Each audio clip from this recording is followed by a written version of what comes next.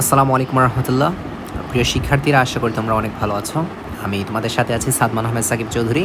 তো আমি কিছুদিন আগে আমার যে ইনস্টাগ্রাম পেজ কি আছে, প্রোফাইল আছে, ওইখানে শেয়ার করেছিলাম যে কোন অধ্যায়ের উপর একটা ফ্রি কন্টেন্ট দেওয়া যায় বা ফ্রি ক্লাস করানো যায়।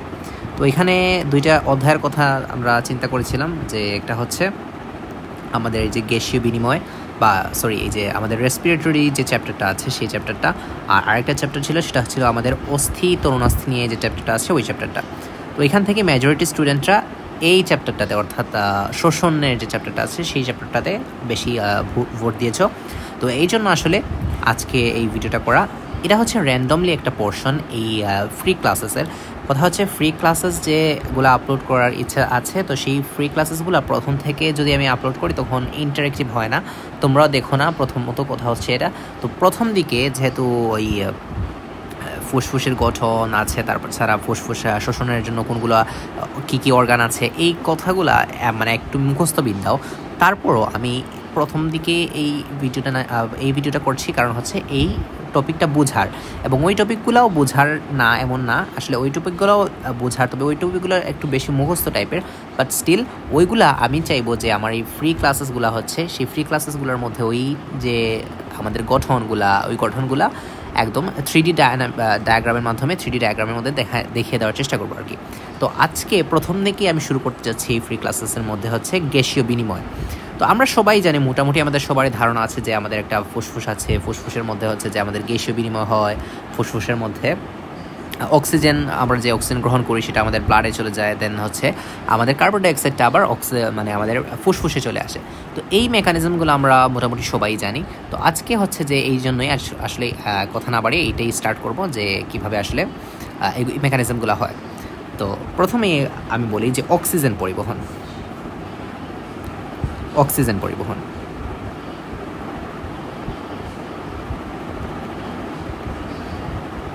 তো অক্সিজেন পরিবহনটা কেমনে হয়?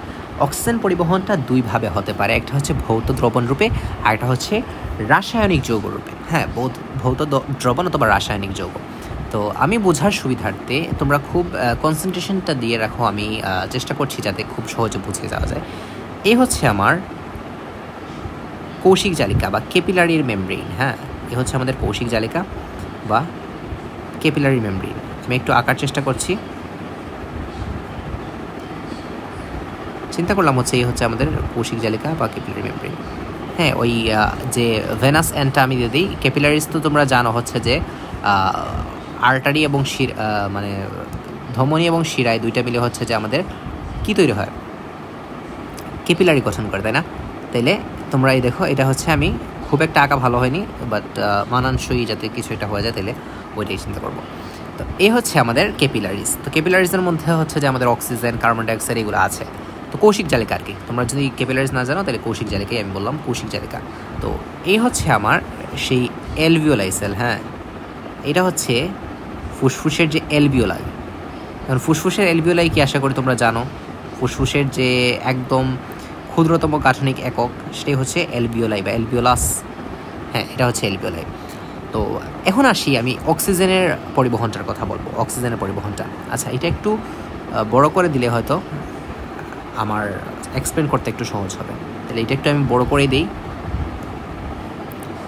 এই দিলাম হচ্ছে যে আমি ভেনাস আর্টেরিয়াল অ্যান্ড দেন হচ্ছে আমি দিলাম ভেনাস এন্ড। আচ্ছা, যদিও এখানে আর্টেরিয়াল এন্ডটাই লাগবে, ভেনাস এন্ডটা লাগবে না, তাও স্টিল আমি দিচ্ছি। তো এখন তুমি যে অক্সিজেনটা গ্রহণ করেছো নিঃশ্বাসের মাধ্যমে তুমি যে অক্সিজেনটা গ্রহণ করছো সেটা তোমার অ্যালভিওলাসে আছে। আচ্ছা, অ্যালভিওলাসে আছে। এখন তোমার ক্যাপিলারির মধ্যে কি অক্সিজেন নেই?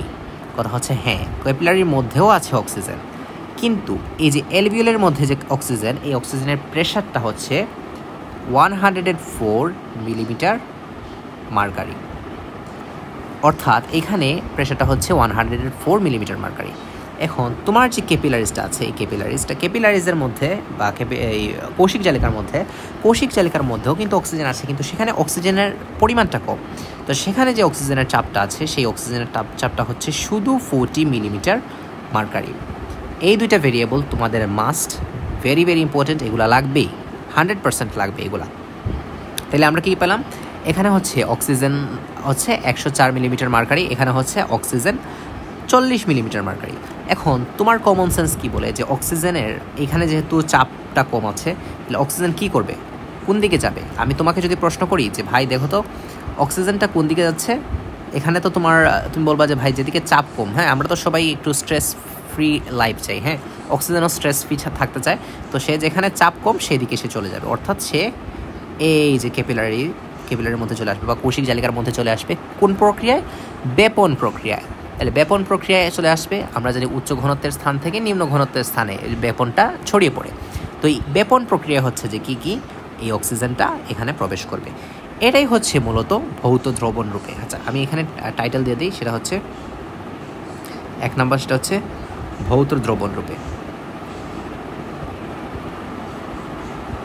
তাহলে ভৌত দ্রবণ রূপে কীভাবে এখানে প্রবেশ করলো, সেটা হচ্ছে চাপের তারতম্যের জন্য। এবং এই প্রসেসটা কতক্ষণ চলবে? যতক্ষণ না পর্যন্ত এই ক্যাপিলারি বা কৌশিক জালিকার মধ্যে চাপটা, অক্সিজেনের চাপটা 100 মিলিমিটার মার্কারি না হয়। তাহলে এই কথাগুলো আমি আর একটু রিক্যাপ করার চেষ্টা করি। হ্যাঁ, রিক্যাপ করলে তোমাদের দেখবা যে জিনিসটা বুঝতে সহজ হবে। তুমি অক্সিজেনটা ইনহেল করেছো, তোমার নিঃশ্বাসের মাধ্যমে তুমি তোমার অ্যালভিওলাসের মধ্যে অক্সিজেনটা নিয়েছো। সেই অক্সিজেনটা এসে প্রবেশ করছে হচ্ছে যে অ্যালভিওলাসের মধ্যে, এবং অ্যালভিওলাসে সেই অক্সিজেনের প্রেশারটা কত, এটা ভেরি ভেরি ইম্পর্টেন্ট, এটা মাথায় রাখতে হবে। সেটা হচ্ছে 104 মিলিমিটার মার্কারি।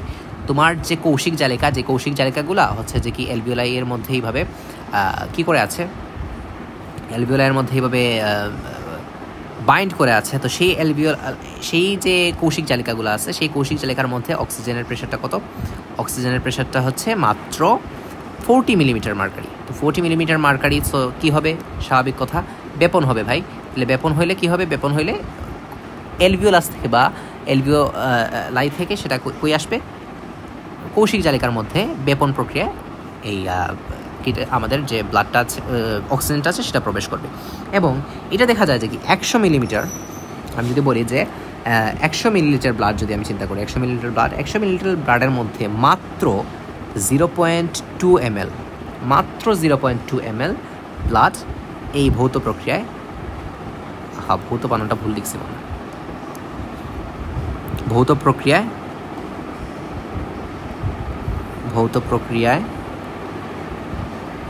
রক্তে প্রবেশ করে।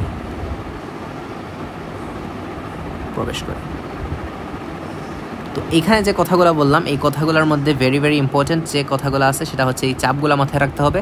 মেকানিজম তো তুমি জাস্ট বুঝতে পারবা, মেকানিজম আমি খুব সহজভাবে বুঝিয়ে দেওয়ার চেষ্টা করছি, কিন্তু এই চাপগুলো মুখস্থ রাখতে হবে, এইগুলা মাস্ট। এবং এই কথাটাও ভেরি ভেরি ইম্পর্টেন্ট। তো কোনো বইয়ে আবার লেখা আছে এটা 2%, হ্যাঁ 2% লেখা আছে কোনো বইয়ে, বাট স্টিল 2% কীভাবে হয় আমি জানি না, জাস্ট একটু দেখো তো এটা কেমনে হয়। 2% লেখা আছে, তো 2% কোন বইয়ে লেখা আছে একটু খুঁজে বের করো, হয়তো মাজেদ আমিমের বইয়ে অথবা আবুল হাসান স্যারের বইয়ের মধ্যে লেখা আছে। আচ্ছা, তাহলে ভৌত দ্রবণ রূপে শেষ। তুমি আশা করি ভৌত দ্রবণ রূপে কীভাবে পরিবহন হচ্ছে সেটা তুমি বুঝতে পেরেছো। এখন আমি আসি রাসায়নিক যৌগরূপে। আমি যদি এখন লিখতে যাই যে 2 নম্বর হচ্ছে রাসায়নিক যৌগরূপে।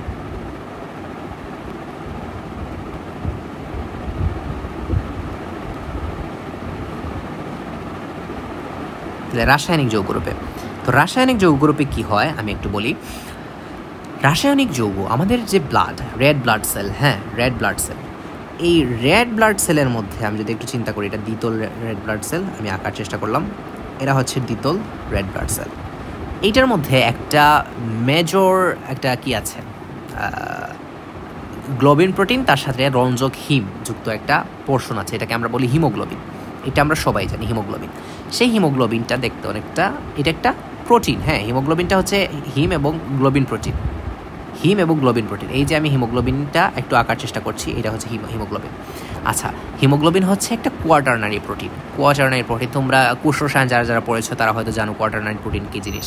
তো সেই হিমোগ্লোবিনটার মধ্যে হচ্ছে তার এবিলিটি হচ্ছে সে অক্সিজেনকে হোল্ড করতে পারে, এবং এই হিমোগ্লোবিনগুলো কোথায় থাকে জানো? এই হিমোগ্লোবিনগুলো থাকে হচ্ছে যে কি আরবিসিতে, রেড ব্লাড সেলের মধ্যে। আমি চাইলে একটু রেড ব্লাড সেলটা একটু সুন্দর করে আঁকানোর চেষ্টা করি, তখন হচ্ছে যে কি বিষয়টা বোঝানোতে সুবিধা হবে। এই হচ্ছে ধরো আমার এই রেড ব্লাড সেলটা, হ্যাঁ দ্বিতল আঁকার চেষ্টা করেছি কিন্তু দ্বিতল হয় নাই, আনফর্চুনেটলি, সরি ফর দ্যাট। আচ্ছা, তাহলে এর মধ্যে হচ্ছে যে কি আমার হিমোগ্লোবিনটা আছে। হিমোগ্লোবিনের ফিচার সম্পর্কে কি বললাম, তোমরা কোষ রসায়নে এটা পড়বা। হিমোগ্লোবিন এটা একটা কোয়াটারনারি প্রোটিন এবং এটা হচ্ছে এটার প্রোটোপরফিরিন 9 দ্বারা তৈরি হয়। হিমোগ্লোবিনের অভাবে অ্যানিমিয়া রোগ হয়, এটা তো আমরা সবাই জানি, আশা করি সবাই জানার কথা। তাহলে অক্সিজেন আসে এখানের মধ্যে বাইন্ড করে এবং অক্সি হিমোগ্লোবিন ফর্ম করে। তাইলে অক্সি হিমোগ্লোবিন ফর্ম করে। অক্সি হিমোগ্লোবিনটা হচ্ছে একটা অস্থায়ী যৌগ। তাহলে আমি একটু রাসায়নিক বিক্রিয়াটা যদি এখানে লিখি, ওই যে অক্সিজেনটা, অর্থাৎ এখানে ভৌত দ্রবণ রূপে যে অক্সিজেনটা প্রবেশ করেছিল, সেই অক্সিজেনটা এসে কী করে জানো, সেই অক্সিজেনটা এসে হিমোগ্লোবিন, রক্তের যে হিমোগ্লোবিন আছে সেই হিমোগ্লোবিনের মধ্যে কী করে, হিমোগ্লোবিনের সাথে বাইন্ড করে এবং বাইন্ড করে উৎপন্ন করে oxy haemoglobin, HbO2, oxy haemoglobin form করে। এই অক্সি হিমোগ্লোবিনের একটা ফিচার হচ্ছে এটা একটা অস্থায়ী যৌগ। তোমাদের অনেক সময় সত্য মিথ্যা রিলেটেড প্রশ্নের মধ্যে চলে আসে, এটা একটা অস্থায়ী যৌগ। অস্থায়ী যৌগ এটা হচ্ছে সেই যখন রেড ব্লাড সেল বিভিন্ন কোষের মধ্য দিয়ে ট্রাভেল করছে, তো যেই কোষের মধ্যে অক্সিজেনের ঘাটতি আছে সেখানে গিয়ে হচ্ছে যে কি ওই হিমোগ্লোবিনটা, এইটা হিমোগ্লোবিনটা কী করে, সেই অক্সিজেনটাকে রিলিজ করে দেয়। মানে এই হিমোগ্লোবিনটা এই রেড ব্লাড সেলের সাথে পুরো বডির মধ্যে সার্কুলেট হবে।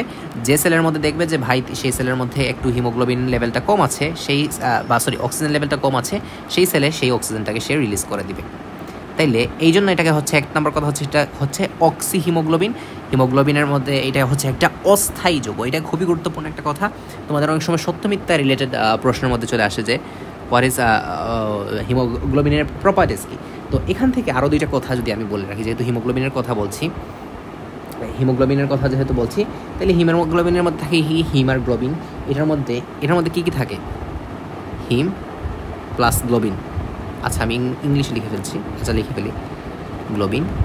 তাহলে হিম এবং এখান থেকে একটা প্রশ্ন আসে তোমাদের এমসিকিউর জন্য যে হিম ও গ্লোবিনের অনুপাত, সেটা হচ্ছে 1:25। Very very important for MCQ.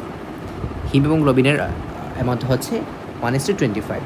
এবং এই যে কীটা আছে হিমের মধ্যে আছে, হিমের মধ্যে যদি আমি বলি, হিমের মধ্যে আয়রন আছে কতটুকু, Fe কি আয়রনটা আছে কতটুকু, আয়রনটা থাকে হচ্ছে যে আমাদের 33.33%। তো এই যে দুইটা কথা, এই যে কথাগুলো বললাম, এগুলো এমসিকিউ এর জন্য খুবই গুরুত্বপূর্ণ। এটা হচ্ছে হিমোগ্লোবিনের কথা, হিমোগ্লোবিনের প্রপার্টিজের কথা বললাম। হিমোগ্লোবিন একটা কোয়াটারনারি প্রোটিন, এটা একটা হিম প্লাস গ্লোবিন দিয়ে তৈরি হয়। এই হিমোগ্লোবিনের ম্যাচুরেশনের জন্য লাগে হচ্ছে যে কি আমাদের ফলিক অ্যাসিড, সায়ানোকোবালামিন। এই কনসেপ্টটা আমি আলোচনা করেছি হচ্ছে যে কি আমাদের কর্মমুখী রসায়নের যে লাস্ট যে ভিডিওটা ছিল, সেই ভিডিওতে আমি আলোচনা করেছি এই হিমোগ্লোবিন ফরমেশন নিয়ে, বা এই হিমোগ্লোবিনের সিনথেসিস নিয়ে কথা বলেছি। আমি ভিডিওর লিঙ্ক এখানে দিয়ে দেবো ডিসক্রিপশনে। তো এই হচ্ছে আমাদের মোটামুটি অক্সিজেনের পরিবহন। এই হচ্ছে আমাদের অক্সিজেন পরিবহন। হিমোগ্লোবিনটা পুরো বডিতে সার্কুলেট হবে থ্রু এরিথ্রোসাইটস বা রেড ব্লাড সেল, এবং যে সেলের মধ্যে দেখা যাবে কি একটু অক্সিজেন কম আছে, সেই সেলের মধ্যে সেই অক্সিজেনগুলোকে রিলিজ করে দেবে অ্যান্ড দেন সেখানকার ঘাটতি পূরণ করবে। তাহলে অক্সিজেনের পরিবহনটা আমি আশা করি বুঝাতে পেরেছি। অক্সিজেনের পরিবহনটা আমি আরেকবার রিক্যাপ করে দিই, তাহলে দেখবা যে তোমাদের আর একটু সহজ মনে হবে। আমি একটু মার্কার করে দিচ্ছি। তুমি যে কীটা গ্রহণ করলা, তুমি যে শ্বাস প্রশ্বাসের সাথে যে অক্সিজেনটা গ্রহণ করলা, সেই অক্সিজেনটা এসে প্রবেশ করলো তোমার এলভিওলাসের মধ্যে। এলভিওলাসের মধ্যে তখন সেই প্রেশারটা হাই হয়ে তৈরি হলো 104 মিলিমিটার মার্কারি, কিন্তু তোমার কৌশিক জালিকার মধ্যে প্রেশারটা হচ্ছে শুধুমাত্র 40 মিলিমিটার মার্কারি। তো দেখা যাচ্ছে প্রেশারের একটা গ্রেডিয়েন্ট আছে, প্রেশারের একটা পার্থক্য আছে, সেই জন্য অক্সিজেনটা বেপন প্রক্রিয়ায়, কারণ প্রেশার বেপন প্রক্রিয়া কী ছিল, ক্লাস 8-এর কনসেপ্ট, যে উচ্চ ঘনত্বের স্থান থেকে নিম্ন ঘনত্বের স্থানের দিকে প্রবাহিত হওয়া। তাইলে তখন কি হচ্ছে, অক্সিজেনটা ক্যাপিলারি বা কৌশিক জালিকার মধ্যে প্রবেশ করছে। কৌশিক জালিকার মধ্যে প্রবেশ করছে কতক্ষণ, যতক্ষণ না পর্যন্ত কৌশিক জালিকার যে চাপটা সেটা 100 মিলিমিটার মার্কারি না হয়। এবং এই প্রক্রিয়ায় 2%, কোনো বইয়ে লেখা আছে 2%, এবং বলা হয়েছে আমাদের আজমল স্যারের বইয়ে বলা হচ্ছে যে কি 100 মিলিলিটার ব্লাডের 0.2 মিলিলিটার এই প্রক্রিয়ায় আমাদের ভৌত দ্রবণ রূপে প্রবেশ করে। তো ভৌত দ্রবণ রূপে যখন প্রবেশ করলো অক্সিজেনটা কী করবে, অক্সিজেনটা গিয়ে রাসায়নিক বিক্রিয়া করবে। কার সাথে রাসায়নিক বিক্রিয়া করবে? হিমোগ্লোবিনের সাথে। হিমোগ্লোবিনের কিছু ক্রাইটেরিয়া বলেছি, স্টিল এই ক্রাইটেরিয়াগুলো তোমরা কোষ রসায়নে বেশি পড়বা। এটা একটা কী ধরনের প্রোটিন, এখানে কী থাকে, তো হিমোগ্লোবিনের সাথে কি বিক্রিয়া করে উৎপন্ন করে অক্সি হিমোগ্লোবিন, যেটা একটা অস্থায়ী যৌগ। হিমোগ্লোবিনের ক্ষেত্রে আমরা বলেছি হিম এবং গ্লোবিনের অনুপাতটা, এটা ভেরি ভেরি ইম্পর্টেন্ট এমসিকিউ এর জন্য। এমসিকিউতে ফ্রিকোয়েন্টলি এই প্রশ্নটা আসে। এবং হিমের মধ্যে যে কিটা আছে, আয়রনটা আছে, আয়রনটা কত? আয়রনটা হচ্ছে 33.33%। এইটুকু আমরা জানলাম। এবং এই অক্সিজেনটা এই যে ফরমেশন তৈরি করেছে, এই ফরমেশনের মাধ্যমে পুরো এই ফরমেশনটা হচ্ছে রেড ব্লাড সেলের ভিতরে থাকে। এবং রেড ব্লাড সেল তো পুরো বডির মধ্যে সার্কুলেট হচ্ছে আমাদের কার্ডিয়াক আউটপুটের সাথে বা ওই ব্লাড সার্কুলেশনের সাথে। এবং যে সেলের মধ্যে হচ্ছে যে কি আমাদের অক্সিজেন কম আছে, সেই সেলের মধ্যে সে তার অক্সিজেনটা ছেড়ে দিবে। তো এই হচ্ছে মোটামুটি আমাদের অক্সিজেন পরিবহন। এখন আসি আমরা কার্বন ডাইঅক্সাইড পরিবহন। হ্যাঁ, কার্বন ডাইঅক্সাইড পরিবহন কীভাবে হয়? আমি কার্বন ডাইঅক্সাইড পরিবহনটা একটু বুঝিয়ে দেওয়ার চেষ্টা করি। আচ্ছা, আমি প্রথমে টাইটেল দিয়ে দিই, CO2 পরিবহন।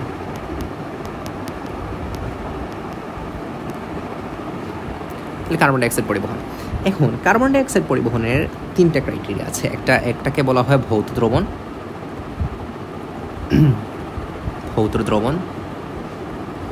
এটা হচ্ছে ভৌত দ্রবণ।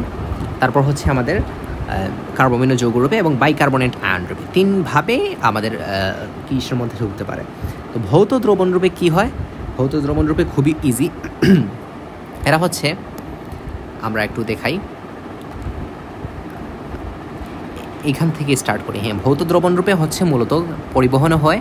এই ভৌত দ্রবণ রূপে হচ্ছে মূলত এই কার্বন ডাইঅক্সাইডটা, কার্বন ডাইঅক্সাইডটা কিন্তু ভৌত দ্রবণ রূপে এইখানের মধ্যেও চলে যায়। অর্থাৎ এলভিওলাই থেকে তো আমরা জানি আমাদের কৌশিক জালিকার মধ্যে অক্সিজেন প্রবেশ করেছিল।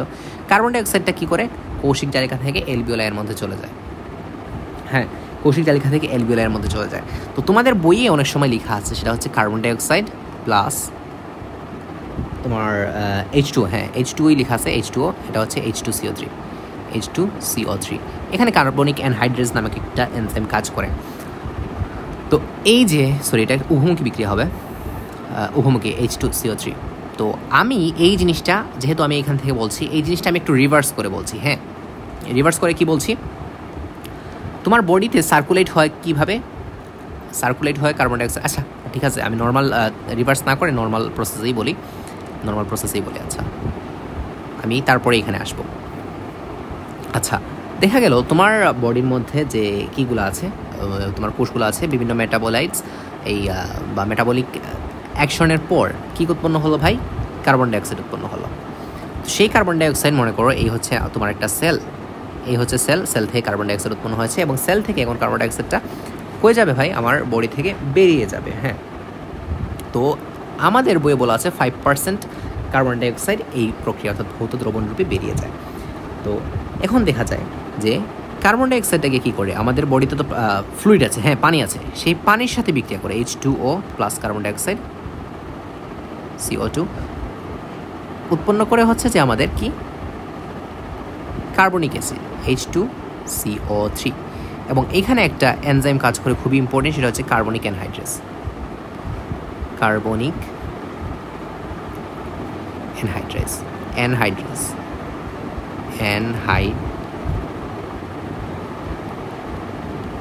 বানানে ভুল হতে পারে, হয়তো বা অ্যানহাইড্রেজ বানানো হয়েছে কিনা আমি জানি না, বাট এরকমই হয়তো। তো কার্বনিক অ্যানহাইড্রেজ, তো এটা হচ্ছে এখানে প্রভাবক হিসেবে কাজ করে এবং এইটা তখন ফর্ম করে হচ্ছে কার্বনিক অ্যাসিড। তো এই কার্বনিক অ্যাসিডের মাধ্যমে আমাদের সেল থেকে এইটা আমাদের যে রেড ব্লাড সেল আছে, সেই রেড ব্লাড সেলের মাধ্যমে আমাদের বডিতে, মানে বডির এক প্রান্ত থেকে আমাদের লাং বা ফুসফুসের দিকে আসতে শুরু করে। আচ্ছা, তো এখন আমি একটা আরেকবার, এখন এইটুকু যদি তুমি বুঝতে পারো, তাহলে আমি এখন বলবো হচ্ছে যে কি হচ্ছে আমাদের রাসায়নিক যৌগ রূপে, বা রাসায়নিক যৌগ বলতে আমরা বুঝি কার্বমিনো যৌগ, এটা হচ্ছে কার্বমিনো যৌগ রূপে। তাহলে কার্বমিনো যৌগ রূপে কি হয়? ইম্পর্টেন্ট কথা এখানের মধ্যে ইম্পর্টেন্ট কথা হচ্ছে, সেটা হচ্ছে দেখো, এই হচ্ছে আমার সেল, এই হচ্ছে আমার একটা সেল। আচ্ছা, সেই সেলের মধ্যে কি উৎপন্ন হচ্ছে ভাই? সেই সেলের মধ্যে উৎপন্ন হচ্ছে কার্বন ডাইঅক্সাইড, CO2। সো এই কার্বন ডাইঅক্সাইডটা দুইভাবে রাসায়নিক বিক্রিয়ার মাধ্যমে আমার বডিতে প্রবেশ করতে পারে। এই হচ্ছে একটা এরিথ্রোসাইট, এই হচ্ছে আমার একটা এরিথ্রোসাইট। তো দেখা গেল একটু আগে আমি যেটা বললাম যে ভৌত দ্রবণ রূপে যে মেকানিজমটা আমি দেখালাম, সেটা হচ্ছে এই যে কার্বন ডাইঅক্সাইডটা এখানে প্রবেশ করছে, প্রবেশ করার পর আমাদের H2O রেড ব্লাড সেলের মধ্যে যে পানিটা আছে সেটার সাথে বিক্রিয়া করে উৎপন্ন করে হচ্ছে যে কি H2CO3 উৎপন্ন করে। দেন হচ্ছে যে কি এটা আবার ফার্দার লাইসিস হয়ে যাবে, আমি পড়ে যাচ্ছি। তাছাড়া আমার তো হিমোগ্লোবিন, আমার যে হিমোগ্লোবিন কার্বোমিনের যৌগ যেটা বলছি আমরা, তো হিমোগ্লোবিনও কিন্তু আমাদের আছে। তো হিমোগ্লোবিন যদি থাকে সেই কার্বন ডাইঅক্সাইডটা কিন্তু হিমোগ্লোবিনের সাথে বাইন্ড করে। তোমরা জানো কি না হিমোগ্লোবিনের যে গ্লোবিন পোর্শনটা আছে সেটা হচ্ছে একটা প্রোটিন, আর একটা নর্মাল জেনুইন প্রোটিনের যে স্ট্রাকচারটা সেখানে মধ্যে অ্যামোনিয়া থাকে, এটা তোমরা জানো কি না? তোমরা যারা পরিপাকতন্ত্র পড়েছো, ডিএমিনেশন প্রক্রিয়া পড়েছো নিশ্চয়ই লিভারের মধ্যে, যেখানে হচ্ছে যে কি প্রোটিন থেকে অ্যামোনিয়া বা অ্যামিনো যে NH2 অংশটা, এই অংশটাকে বাদ দিয়ে দেওয়া হয় এবং সেইটা পরবর্তীতে হাইড্রোজেনের সাথে যুক্ত হয়ে অ্যামোনিয়া উৎপন্ন করে NH3 এবং সেটা পরে ইউরিক অ্যাসিডে কনভার্ট করে। এটা তোমরা পড়েছো কিনা আমি জানি না, পড়ার কথা। তো প্রোটিনটা মূলত হচ্ছে যে কি এইভাবেই, মানে আমি জাস্ট একটা দেখাচ্ছি, এটা হচ্ছে আমাদের একটা প্রোটিনের স্ট্রাকচার COOH। তো COOH এটা হচ্ছে একটা অ্যামিনো অ্যাসিডের স্ট্রাকচার এবং কতগুলো অ্যামিনো অ্যাসিড যুক্ত হয়ে একসাথে প্রোটিন গঠন করে। হ্যাঁ, তাহলে এটা হচ্ছে অ্যামিনো অ্যাসিডের স্ট্রাকচার। তো এই প্রোটিনে কিন্তু একটা অ্যামিনো পুল থাকে বা অ্যামিনো অংশ থাকে, সেই অ্যামিনো অংশ হচ্ছে যে হিমোগ্লোবিনের মধ্যেও আছে। তো সেই অ্যামিনো HB, সো আমি যদি বলি HBNH2, এবং এই অ্যামিনো অংশের সাথে যুক্ত হয় কি কার্বন ডাইঅক্সাইড এবং সেখানে ফর্ম করে কার্বোমিনো যৌগ। এটা কিন্তু একবার মেডিকেল অ্যাডমিশন টেস্টে এসেছিল যে কোন গ্রুপের সাথে গিয়ে গ্লোবিনের কোন গ্রুপের সাথে কার্বন ডাইঅক্সাইড যুক্ত হয়, এই যে অ্যামিনো গ্রুপের সাথে। তোমরা যখন মেডিকেল অ্যাডমিশন টেস্টের কোয়েশ্চেন সলভ করবা তখন দেখতে পারবা যে এই প্রশ্নটা এসেছিল কোনো একবার, যে কোন জায়গায় সে কার্বন ডাইঅক্সাইড যুক্ত হয়। তো আসো এখন আমি আসি কি উৎপন্ন করে কার্বোমিনো হিমোগ্লোবিন। তাহলে কার্বোমিনো হিমোগ্লোবিন কি HbNH(COOH) কার্বোমিনো হিমোগ্লোবিন। আচ্ছা, এটা হচ্ছে আমার হিমোগ্লোবিন বা রেড ব্লাড সেলের ভিতরে হয়। আবার এই কার্বন ডাইঅক্সাইড কিন্তু আমার প্লাজমাতেও যেতে পারে। হ্যাঁ, প্লাজমাতে যখন যাবে, প্লাজমাতে কিন্তু অনেকগুলো প্লাজমা প্রোটিন আছে। আমরা জানি যে প্লাজমা প্রোটিন অনেকগুলো প্লাজমা প্রোটিন আছে, যেমন গ্লোবিউলিন, গামা গ্লোবিউলিন, তারপর হচ্ছে অ্যালবুমিন, প্রোথ্রম্বিন, তারপর হচ্ছে ফাইব্রিনোজেন। সো এই যে এটা হচ্ছে কার্বন ডাইঅক্সাইড গিয়ে প্লাজমা প্রোটিনের সাথেও যুক্ত হতে পারে। তাই প্লাজমা প্রোটিনের সাথে যখন যুক্ত হবে তখন কী করবে, যে আমাদের যে কার্বোমিনো প্রোটিন যে কীটা আছে সেই প্রোটিনটা গ্রহণ করবে NH2। তাহলে কি ফর্ম করবে BrNH(COOH)।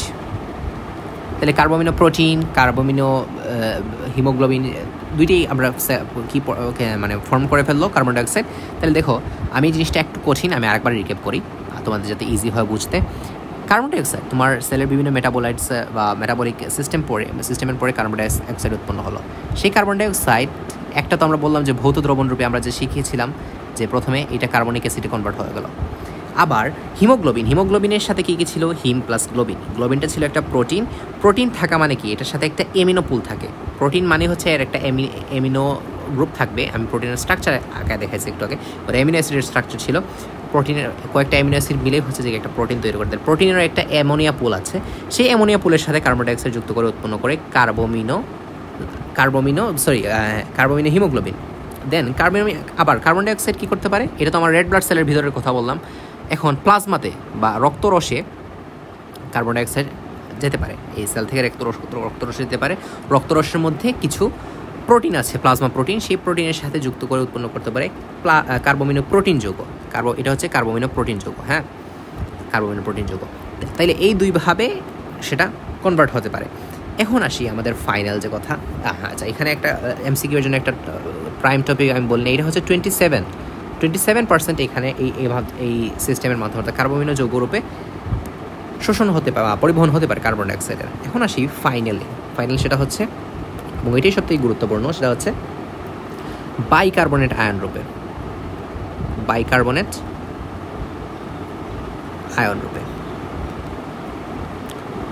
তাহলে বাইকার্বনেট আয়ন রূপে কি হয় এখন একটু বুঝি।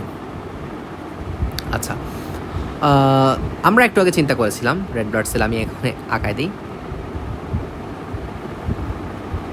এই হচ্ছে আমার রেড ব্লাড সেল। হ্যাঁ, তো এই যে কার্বন ডাইঅক্সাইড যখন ঢুকেছিল, কার্বন ডাইঅক্সাইড রেড ব্লাড সেলের মধ্যে ঢুকেছিল, তখন কি করেছিল, সেটা রেড ব্লাড সেলে যে পানি আছে সেই পানির সাথে যুক্ত হয়ে তৈরি করেছিল কি আমাদের H2CO3। এটা হচ্ছে আমার একটা, এই অংশটা হচ্ছে আমার একটা অ্যাসিড, H2CO3 এটা কার্বনিক অ্যাসিড। তো এইটা যখন পরবর্তীতে ফার্দার লাইসিস হয়, এটা ফার্দার লাইসিস হয়ে কী করে, এটা হচ্ছে একটা hydrogen ion plus HCO3 minus form করে। তোমরা যারা একটু হালকা পাতলা কেমিস্ট্রি সম্পর্কে নলেজ রাখো তারা জানো যে এই বিক্রিয়াটা খুবই ইজি একটা বিক্রিয়া, এবং এই বিক্রিয়াটা হয়। তো এই বিক্রিয়াটা যখন তৈরি হলো, এই যে এটা হচ্ছে বাইকার্বনেট আয়ন, এটা হচ্ছে বাইকার্বনেট আয়ন।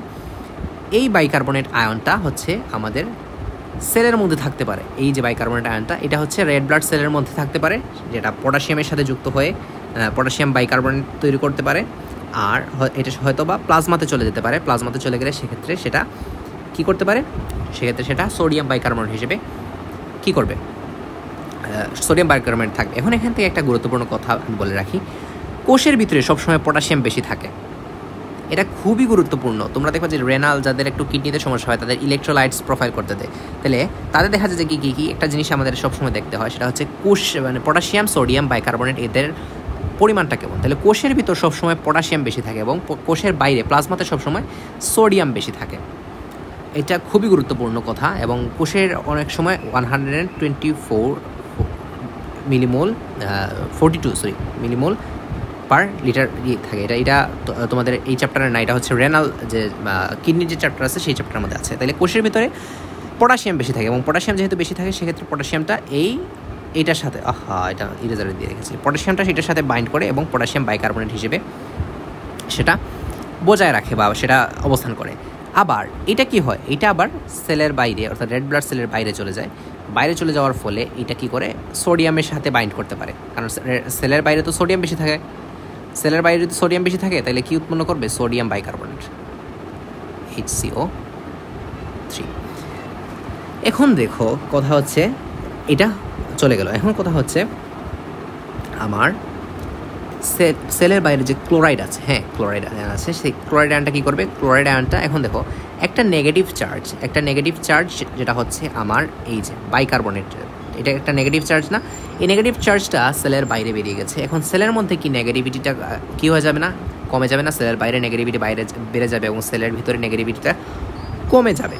সো এই কাহিনী যখন ঘটবে তখন এই নেগেটিভিটিটা ঠিক রাখতে আমরা জানি গিবস ডোনান ইকুইলিব্রিয়াম থিওরি অনুসারে ক্লোরাইডটা এখানে প্রবেশ করবে। এই যে ক্লোরাইডটা এখানে প্রবেশ করলো, এইটাকে বলা হয় ক্লোরাইড শিফট, এটাকে বলা হয় ক্লোরাইড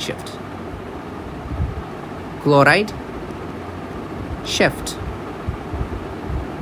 এটাকে বলা হয় ক্লোরাইড শিফট, বা এটাকে আরেকটা নামে ডাকা হয় মনে হয় হ্যামবার্গার জ্যাকব শিফট, এরকম কোনো একটা কি আছে ওই ওনার নামে, তো আমি হয়তো এটা শিওর বলতে পারতেছি না কি শিফট বলে, ওনার নাম অনুসারে আমি ভুলে গেছি বর্তমানে, হ্যামবার্গার কিছু একটা শিফট বলে আর কি, হ্যামবার্গার শিফট সম্ভবত বলে। তাহলে এই ক্লোরাইড শিফটটা মাথায় রাখতে হবে। তাহলে কি হচ্ছে দেখো, তো একটা ক্লোরাইড এখানে প্রবেশ করছে এবং বাইকার্বনেট সেলের বাইরে বেরিয়ে যাচ্ছে। এইভাবে হচ্ছে মূলত আমাদের কি হচ্ছে, এই বাইকার্বনেটটা আমাদের মানে কার্বন ডাইঅক্সাইড বাইকার্বনেট রূপে পরিবহিত হচ্ছে, এবং এটা প্রায় 65%। তাইলে এখন দেখো, এখন যে কাহিনীটা ঘটে, এখন আমি বলেছিলাম যে রিভার্সে যাব, এখন পুরো বডিতে সার্কুলেশন পড়ে আমার কিটা কার্বন ডাইঅক্সাইডটা এখানে চলে এসেছে, এবং কার্বন ডাইঅক্সাইডটা যে এখানে চলে এসেছে, কার্বন ডাইঅক্সাইড কিন্তু এখানে এমনি চলে আসে নাই, কার্বন ডাইঅক্সাইড কিন্তু H2CO3 আকারে চলে এসেছে। এটা তোমরা বুঝতে পারছো কি না, কার্বন ডাইঅক্সাইড কিন্তু এমনি আসে নাই, কার্বন ডাইঅক্সাইডটা হয়েছে এই যে বাইকার্বনেট অ্যাসিড রূপে এখানে চলে এসেছে। তাহলে বাইকার্বনেট অ্যাসিড রূপে যখন এসেছে তখন অ্যালভিওলের প্রান্তরে আসার পর সেটা আবার বিয়োজিত হবে, বিয়োজিত হয়ে কি তৈরি করবে জানো, বিয়োজিত হয়ে তৈরি করবে হচ্ছে যে কি কার্বন ডাইঅক্সাইড এবং পানি, কার্বন ডাইঅক্সাইড এবং H2O সরি H2O। তাইলে এখন দেখো এই যে কার্বন ডাইঅক্সাইডটা, এই কার্বন ডাইঅক্সাইডটা এখন কি করবে, এই কার্বন ডাইঅক্সাইডটা এই যে আমার অ্যালভিওলাই চলে যাবে। এখন কথা হচ্ছে কার্বন ডাইঅক্সাইড যে অ্যালভিওলাই চলে যাবে, এই প্রক্রিয়াটাও কিন্তু ভৌত প্রক্রিয়া, এবং এই ভৌত প্রক্রিয়াটা আমি এখান থেকে শুরু করার কথা চিন্তা করেছিলাম, কিন্তু শুরু করেছি যেহেতু তোমাদের বইয়ে যেভাবে শুরু করা হয়েছে ওইভাবেই শুরু করার চেষ্টা করেছি। এখান থেকে তো এই যে কার্বন ডাইঅক্সাইডটা চলে আসছে কীভাবে চলে যাচ্ছে? প্রেশার গ্রেডিয়েন্টের তারতম্যের কারণে। যে কিসের ভিতরে, কৌশিক জালিকার ভিতরে বা ক্যাপিলারির ভিতরে যে কার্বন ডাইঅক্সাইড প্রেশার আছে সেই প্রেশারটা অনেকটা 46 মিলিমিটার মার্কারি, 46 মিলিমিটার মার্কারি। কিন্তু এইখানে যে কার্বন ডাইঅক্সাইডের প্রেশার আছে CO2, এই প্রেশারটা থাকে হচ্ছে যে কি অ্যারাউন্ড 40 মিলিমিটার মার্কারি। তো তখন দেখা যায় যে কি এগুলো কিন্তু এক্সট্রা রাইটার ইনফরমেশন, হ্যাঁ, এই কথাটা তোমার গাজী আজমল স্যারের বইয়ে নাই, এগুলো হচ্ছে এক্সট্রা রাইটার ইনফরমেশন। তো এই যে প্রেশারের তারতম্য আছে, কোথায় প্রেশার কম, এইখানে প্রেশার কম, যেহেতু এইখানে প্রেশার কম তাইলে কার্বন ডাইঅক্সাইডটা কই চলে যাবে, এই যে অ্যালভিওলে চলে যাবে। অ্যান্ড আবার তুমি প্রশ্বাসের মাধ্যমে সেই কার্বন ডাইঅক্সাইডটা তোমার বডি থেকে বের করে দেবা। টোটাল হিউজ লেভেলের একটা কিছু কথা বললাম এবং এগুলা বেশ কনসেপচুয়াল। আমি আবারও একটু বলি, তোমার আমি সামারি করার চেষ্টা করি। কার্বন ডাইঅক্সাইড পরিবহনটা তোমার বডির বিভিন্ন মেটাবোলাইটস বা মেটাবলিক কিসের পরে, এই মেটাবলিক সিস্টেমের পরে বডির মধ্যে উৎপন্ন হয়েছে কার্বন ডাইঅক্সাইড। সেই কার্বন ডাইঅক্সাইডটা কী করে, সেই কার্বন ডাইঅক্সাইডটা তিনভাবে পরিবাহিত হয়। একটা হচ্ছে ভৌত দ্রবণ রূপে, তারপর হচ্ছে কার্বমিক যৌগ রূপে এবং বাইকার্বনেট আয়ন রূপে। আমি প্রথমে ভৌত দ্রবণ থেকে না আসে আমি কার্বমিক যৌগ থেকে শুরু করি। এখন দেখো কার্বমিক যৌগ এখানে এই যে সেল থেকে, এই সেলের মধ্যে উৎপন্ন হয়েছে কার্বন ডাইঅক্সাইড। সেলের মধ্যে যখন কার্বন ডাইঅক্সাইড উৎপন্ন হয়েছে সেটা কী করেছে, সেটা রেড ব্লাড সেলে প্রবেশ করতে পারে, আবার এই যে সে রেড ব্লাড সেলে প্রবেশ করতে পারে, আবার সে প্লাজমাতে চলে যেতে পারে। রেড ব্লাড সেলে যখন সে প্রবেশ করলো, তখন রেড ব্লাড সেলের মধ্যে থাকা পানির সাথে, রেড ব্লাড সেলের মধ্যে থাকা পানি, তোমার বইয়ে মনে হয় লেখা আছে প্লাজমার পানি, কিন্তু সেটা কথাটা হবে রেড ব্লাড সেলের মধ্যে থাকা পানি। সে রেড ব্লাড সেলের মধ্যে কিছুটা পানি থাকে, সেই পানির সাথে বিক্রিয়া করে সে এই যে বাইকার্বনেট, যে কার্বনিক অ্যাসিড, যে বাইকার্বন বলছি, কার্বনিক অ্যাসিড ফর্ম করবে, কার্বনিক অ্যাসিড ফর্ম করবে। আবার প্রোটিন, যে প্রোটিনটা আছে হিমোগ্লোবিন, হিমোগ্লোবিনটা কিন্তু হিম প্লাস গ্লোবিনের একটা মিক্সচার, এবং এই হিমোগ্লোবিনের যে অ্যামোনিয়া অংশ আছে সেই অংশের সাথে ভেরি ভেরি ইম্পর্টেন্ট, অ্যামোনিয়া কথাটা বারবার বলছি কারণ এটা একবার মেডিকেল অ্যাডমিশন টেস্টে এসেছিল। অ্যামোনিয়ার সাথে কার্বন ডাইঅক্সাইড গিয়ে বাইন্ড করবে, বাইন্ড করে উৎপন্ন করবে আমাদের কার্বমিনো হিমোগ্লোবিন যৌগ। এটা হচ্ছে সেই কার্বমিনো হিমোগ্লোবিন যৌগ। তাহলে কার্বমিনো হিমোগ্লোবিন যৌগ তৈরি করলো। আবার কিছু কার্বন ডাইঅক্সাইড সেটা কী করতে পারে, কিছু কার্বন ডাইঅক্সাইড প্লাজমাতে চলে যেতে পারে। প্লাজমার মধ্যে অনেকগুলো প্লাজমা প্রোটিন আছে, ফাইব্রিনোজেন আছে, তারপর প্রোথ্রম্বিন আছে, গ্লোবিলিন, গামা গ্লোবিলিন আছে, অ্যালবুমিন আছে, অ্যালবুমিন, হ্যাঁ, এই প্রোটিনগুলোর সাথে সে যুক্ত হবে কার্বন ডাইঅক্সাইড, যুক্ত হয়ে আমাদের উৎপন্ন করবে কার্বমিনো প্রোটিন যৌগ। এরা হচ্ছে সেই কার্বমিনো প্রোটিন যৌগ। তো এইভাবে সে পরিবাহিত হবে, প্রায় 27% যে এই পরিমাণ এইভাবে পরিবাহিত হবে কার্বমিনো যৌগরূপে। আবার ওই যে কার্বন ডাইঅক্সাইড, সে কার্বন ডাইঅক্সাইডটা যখন আমার রেড ব্লাড সেলে প্রবেশ করেছিল, রেড ব্লাড সেলে প্রবেশ করার পর পানির সাথে বিক্রিয়া করে উৎপন্ন করেছিল কার্বনিক অ্যাসিড। দেন সেই কার্বনিক অ্যাসিডটা ফার্দার বিয়োজিত হয়ে লাইসিস হয়ে উৎপন্ন করে প্রোটন বা হাইড্রোজেন আয়ন এবং কার্বনিক, এই যে বাইকার্বনেট আয়ন। সেই বাইকার্বনেট আয়ন যদি রেড ব্লাড সেলের ভিতরে অবস্থান করতে চায় তাহলে সে পটাশিয়ামের সাথে যুক্ত হয়, পটাশিয়াম বাইকার্বনেট হিসেবে অবস্থান করে। আর যদি সে বাইরে চলে যায়, সেক্ষেত্রে বাইরে চলে যাওয়ার ফলে সে সোডিয়ামের সাথে যুক্ত হয়, সোডিয়ামের সাথে যুক্ত হয় সোডিয়াম বাইকার্বনেট হিসেবে প্লাজমাতে সে পরিবাহিত হয়। কারণ কি, কারণ হচ্ছে কোষের বাইরে সোডিয়ামের পরিমাণ বেশি, কোষের ভিতরে পটাশিয়ামের পরিমাণ বেশি। মনে রাখবা এভাবে যে কোষ ক থেকে আসে, পটাশিয়ামের কে ক থেকে আসে, তাহলে কোষে কোনটি বেশি, ক্যালিয়াম বেশি, কোষে ক্যালিয়াম বেশি, এভাবে মাথায় রাখতে পারবা। তো একটা বাইকার্বনেট আয়ন বাইরে চলে গেছে, তাহলে একটা নেগেটিভিটি কমে গেছে এখানে, তাহলে সেই জন্য ক্লোরিনটা ভিতরে প্রবেশ করে, ক্লোরিনটা ভিতরে প্রবেশ করাকে বলা হয় ক্লোরাইড শেফট। এইটুকু যদি তোমরা বুঝে থাকো। এখন আসি আমি ভৌত দ্রবণ রূপে। তো বডির সব কার্বন ডাইঅক্সাইড তখন আবার চলে গেছে, হয়েছে যে কি আমাদের অ্যালভিওলাসের প্রাচীরে চলে গেছে, হ্যাঁ, অ্যালভিওলাসের প্রাচীরে চলে গেছে। তখন গিয়ে কী হয়, এই বিক্রিয়াটা ঘটে। কি হয়, সেই যে আমাদের তো বডির মধ্যে আমি দেখলাম না এই যে কার্বনিক অ্যাসিড বা কার্বনিক অ্যাসিড রূপে আমার পরিবহন হচ্ছিল, যখন সেটা এই যে আমাদের ভেনিউল কি আছে, ভেনিউলের প্রান্তে চলে এসেছে, অর্থাৎ এই যে ভেনাসের এন্ডে, ভেনিউল এন্ড অর্থাৎ ক্যাপিলারির যে ভেনিউল এন্ড বা কৌশিক জালিকার যে শিরার প্রান্ত আছে, সেই শিরার প্রান্তে চলে আসবে। তখন দেখা যাবে যে কি, আমি একটু ডায়াগ্রামটা ভালো করে আঁকায় দিই, তাহলে একটু পড়ার মুডটা আসবে হয়তো।